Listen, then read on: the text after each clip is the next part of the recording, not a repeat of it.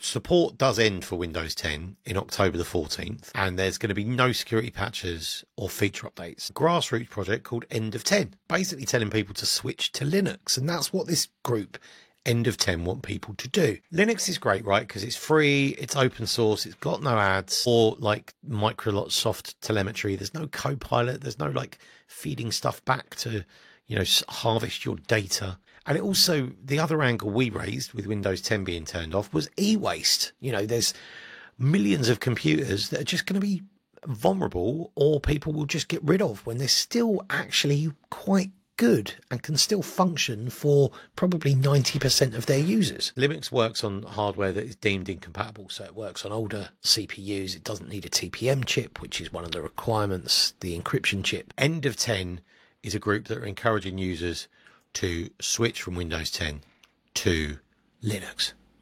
And it sounds really tempting. So some people involved in the Linux community or KDE projects are included.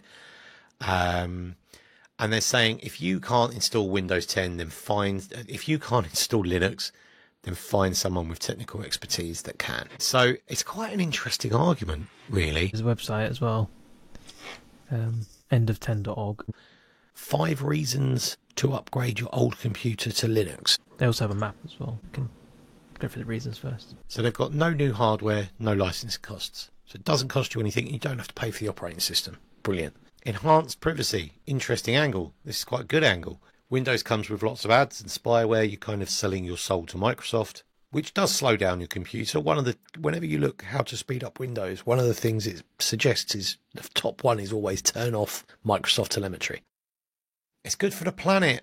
Production of a computer accounts for 75% of carbon emissions over its life cycle. So keeping it longer means, you're not making something new, which is obviously bad for the planet. There's lots of local repair cafes and independent professional services and computer shops available for providing you help.